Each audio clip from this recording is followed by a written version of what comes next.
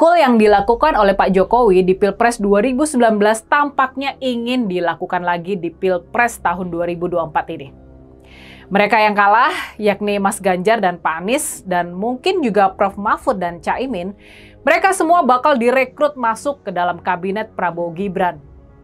Kabar yang sempat beredar, sudah ada tawaran yang diberikan kepada Mas Ganjar buat menjadi Mendagri atau Menteri Dalam Negeri. Ini sebuah jabatan yang penting. Mendagri mengepalai lebih dari 500 kepala daerah di seluruh Indonesia.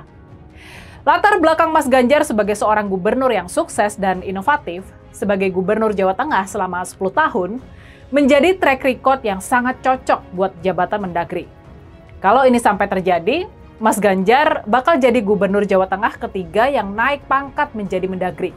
Setelah Pak Mardianto yang merupakan gubernur Jawa Tengah dari era tahun 1998 sampai dengan tahun 2007 dan Mendagri dari tahun 2007 sampai dengan tahun 2009. Selain itu, di era Orde Baru ada Pak Supardjo Rustam. Beliau ini menjabat gubernur Jateng antara tahun 1974 sampai dengan tahun 1982 dan menjabat Menteri Dalam Negeri antara tahun 1983 sampai dengan 1988.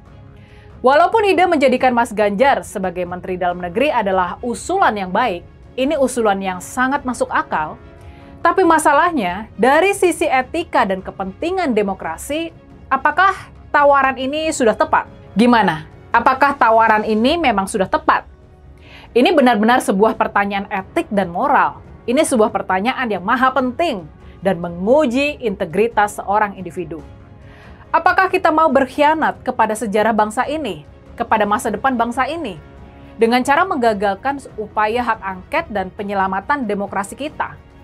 Apakah kita mau berkhianat kepada sejarah bangsa ini, kepada masa depan bangsa ini dengan cara menggagalkan upaya penyelidikan kecurangan-kecurangan pemilu dan pelanggaran-pelanggaran peraturan yang mungkin sudah dilakukan oleh Presiden Jokowi? Ini benar-benar sebuah pertanyaan etik dan pertanyaan moral yang penting. Ini sebuah pertanyaan yang maha penting dan menguji integritas seorang individu. Apakah seseorang itu silau jabatan, ataukah dia mementingkan kepentingan yang lebih besar dan hakiki, yakni kepentingan masyarakat Indonesia demi kepentingan demokrasi? Di sini kita harus paham ya. Kita harus paham kalau dugaan-dugaan kecurangan dan pelanggaran pada pemilu 2024 yang terindikasi sudah dilakukan dengan cara yang sangat barbar, ini benar-benar harus diungkap agar menjadi pelajaran dan tidak terulang lagi di masa depan. Ini demi masa depan demokrasi Indonesia yang lebih baik.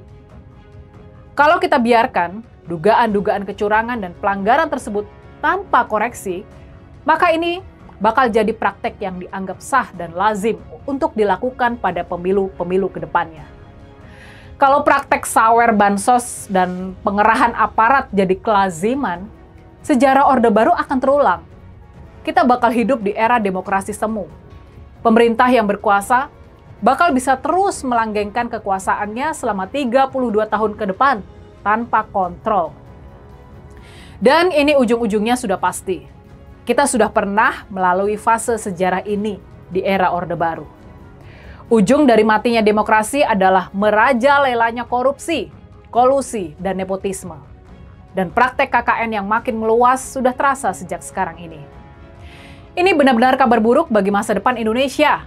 Ini benar-benar kabar buruk buat generasi muda Indonesia. Makanya kita ini patut bersyukur bahwa upaya hak angket masih belum berhasil dihadang.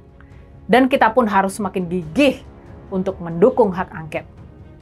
Ya sekarang banyak orang takut kok, menjadi saksi takut, ya enggak, mau bicara takut gitu kan. Maka saatnya masyarakat tidak takut, dan yang nakut-nakuti jangan suka bikin takut. Karena yang nakut-nakuti itu jenisnya genderuwo.